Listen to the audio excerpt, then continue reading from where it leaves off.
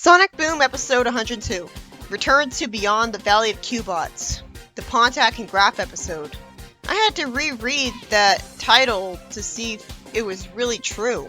It'd make more sense for it to be Return to the Valley of Cubots. Tails asks the tiny robot from Rise of Lyric for a wrench and hammer, and we see that it has telekinesis waves. Right away it's refreshing to see Tails with one of Eggman's robots for an assistant. It's sweet of Tails to say that he made a great assistant and wonder why he was rejected by Eggman. And it's especially sweet that we see hearts over Defect's head to tell you that he appreciates this. We could have easily not been able to see that and not understood him as well.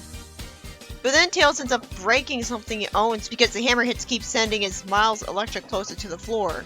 Realistically, Defect would have just picked it up when it started heading towards the edge. Not stood there and watched like an idiot. He had plenty of time. That never would have happened. So that wasn't justified by him not being able to talk. I could understand if he was way too far away to get to it in time and Tails wasn't anywhere near it.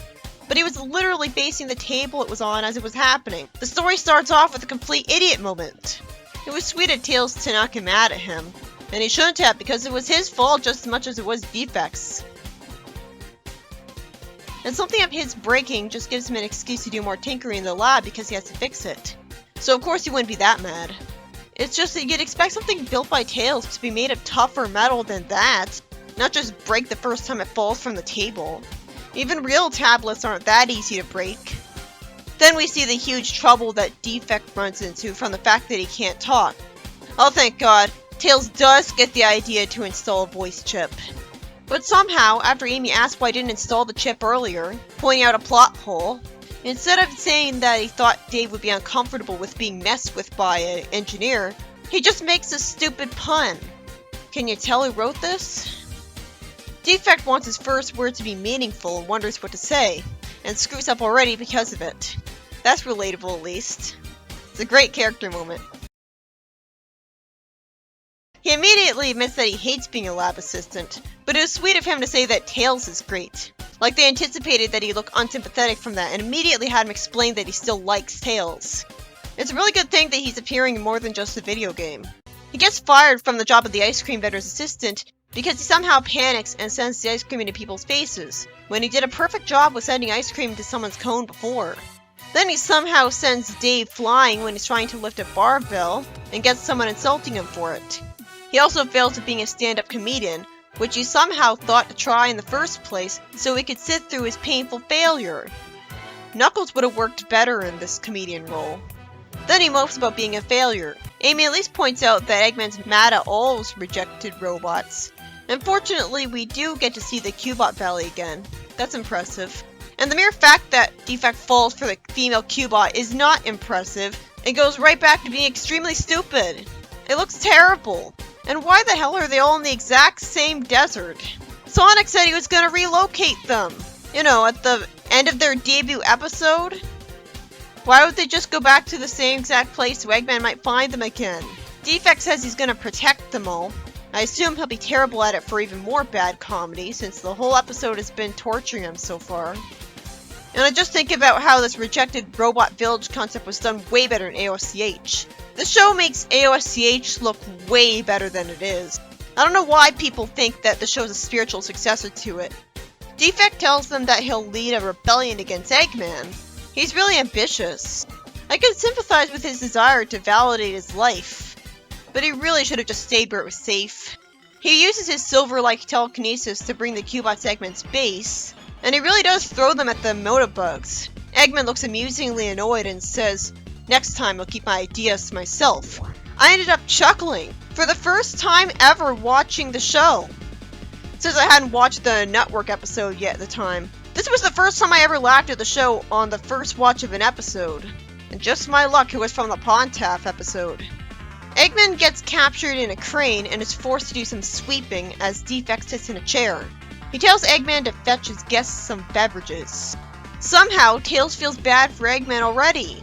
So it's a good thing he cheers up at getting lemonade, and Sonic says revenge is sweet. Sadly, Defect agrees with that, and he sends ice cream at the ice cream parlor man who fired him. And the guy who hurt his feelings when Dave was sent flying.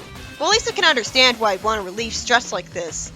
He's feeling powerless, and he was never taught morality. Amy just says it's not that simple, instead of intelligently explaining to him that he's ruining his own reputation even further.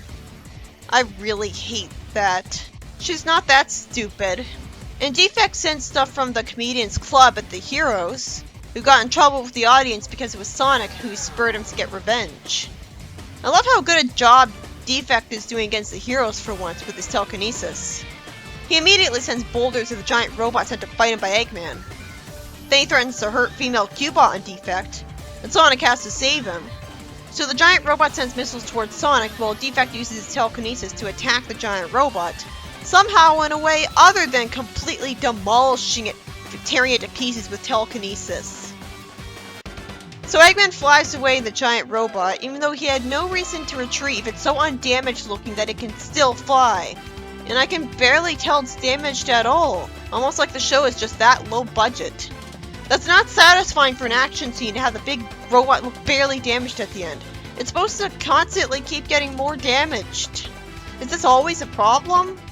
This show was made in 2017 at latest. There's no excuse for bad animation and skipping over showing animation. Like, remember when Knuckles installed moving sidewalks and we didn't even get to see the sidewalks move because they were broken?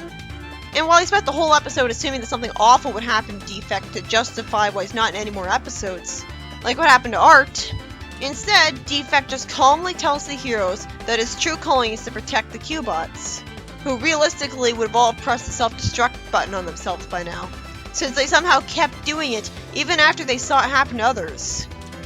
And in a previous episode, he had to fix them after they had to be knocked out by the heroes. So he really did have no excuse not to remove their self-destruct buttons while he was fixing them. This was actually a really good episode, at least by Boom standards anyways. Again, maybe it's because of the tone. You'd expect an episode by Pontac and Graff to suck, but it just goes to confirm what I've been feeling for months now. With the dozens of problems that Ian Flynn has, like the writing always being forced and out-of-character moments everywhere, I think I'd take these guys over him any day. And I take them over Penders because he has most of the same problems as Flynn. I think I've forgiven Pontac and Graff for this point. This episode was fantastic. I kept watching it with the dread that it'd screw up, and for the most part, it did it all perfectly. Although there were a ton of things I complained about, but no more than any other episode in the show.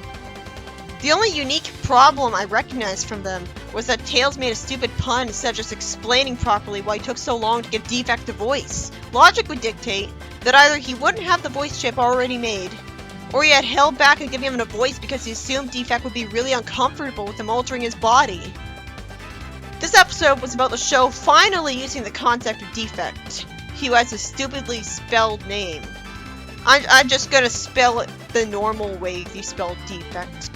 It's ridiculous that it took this long when he appeared in one of the Sonic Boom games, and normally the franchise is obsessed with ripping the games off. The next step would be for Lyric to show up, but that'd be too good for the show, so that'll never happen. So Defect gets the ability to talk, and quits being Tails' lab assistant to find his true calling because it's an episodic TV show. I mean, because he's really insecure about his worth now that Eggman rejected him. But why did he reject him? He's a robot with telekinesis! That's like Silver the Hedgehog in robot form. That's ridiculously overpowered. Realistically, he would have immediately won in a fight against Sonic by snapping his neck, and guaranteed Eggman victory over the world. I guess that final action scene had him holding back. It makes the premise feel forced and the story feel rushed when we just casually skip over learning why Defect was rejected.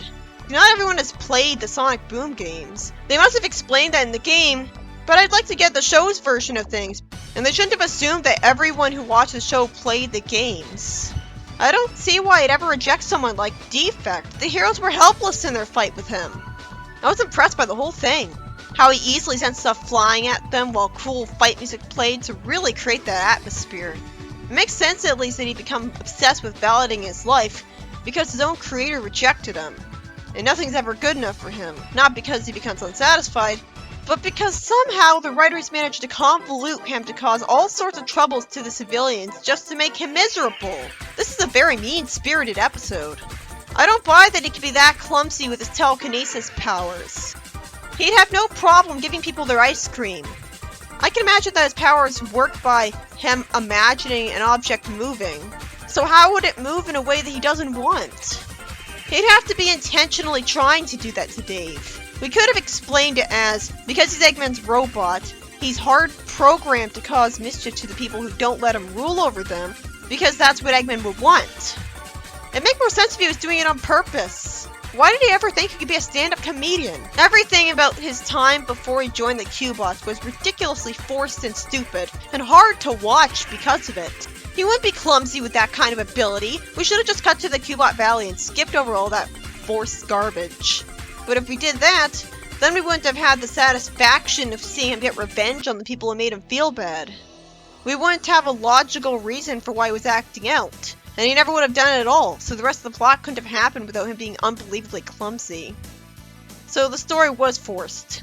I shouldn't be too surprised, but the reason I was impressed by the episode, well, aside from the big reason that it's not a comedy episode, another reason is that the overall concept is great. It's refreshing to see one of Eggman's robots be such a good guy that he's working for Tails. When he does get his voice chip, because somehow it can be isolated to a chip, instead of just giving him vocal cords in his neck like I'd imagine. Fortunately, he doesn't immediately become evil just because he can talk. Also, he has the perfect voice for who he is, instead of sounding horrible and ruining the episode. And when he's taken to a valley of robots and rejected just like him, he thinks the right thing to do is get some revenge for them. So he takes over Eggman's base with them. Of course he'd be able to do that with telekinesis, but I was still pretty impressed at seeing him do it because he could have easily missed when throwing those Cubots. But suddenly now he's competent. All that have to happen is for the robots to move out of the way of his easily telegraphed throw, and he didn't even have that happen on him. Also, when Eggman actually lampshades the fact that he gave him the idea for how to defeat him, I actually chuckled for the first time first watching the show. I didn't want to, but it just came out of me. Him acting evil after this was predictable, since he kinda acted no better than Eggman when he made Eggman be his servant and sat in his chair. But fortunately, his evil made perfect sense for his character. Of course he'd want to relieve stress by getting revenge on the people who made him feel bad during a difficult part of his life. If he victimized anyone else, I'd really call bullshit, but we didn't see him do that. It would kind of make sense that they were always coincidentally where the villains were attacking. If we saw that some civilian called them, so they knew exactly where to go. But we never see that. And it struck me as forced that all Amy said to explain why he was being bad was say that it's not that simple, and expect him to understand. All she'd have to say is that those other people he victimized weren't nearly as evil as Eggman, who has had it coming for a long time. And terrorizing mostly good and harmless people just makes him no better than Eggman. But instead of her saying that, talking some sense into him, which you'd think she'd do as the character who has all the female stereotypes, and as the one who talked Gamma and Shadow into being good with his whole speech about it. Instead, she's a complete idiot, and her friends are totally silent. That's how much she's deviated. And somehow, Defect immediately turns on Sonic and his friends for not being on his side and calls them his enemies. Like, he has free will, so that's not it. I guess because he's insecure and there are just more people making him feel bad, which made them equal to the others he victimized.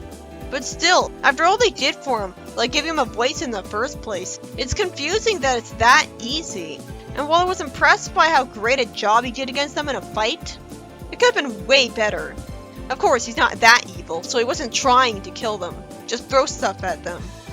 But you'd think he'd just use his telekinesis to hold them still so they couldn't dodge his every single attack. The fact that he can move a whole bunch of ice cream scoops around proves that he can control more than one thing at once. Maybe he wasn't really trying, because they were his friends who took him in when Eggman rejected him, so I guess he was just trying to intimidate them. He's not evil enough that his telekinesis would make him more than just a nuisance. That's why he stopped, because female Cubot was being threatened, and he realized what he truly cares about: protecting the Cubots.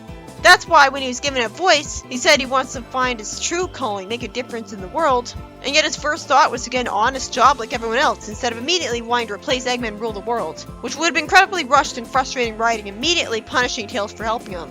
The episode overall seems to be great, actually giving Defect a reason to start acting out after he left Eggman for the heroes, and finding him a genuine purpose in the world, which is pretty sweet. But when you think about whether the writing of the individual scenes makes logical sense, it really doesn't. Everything was forced.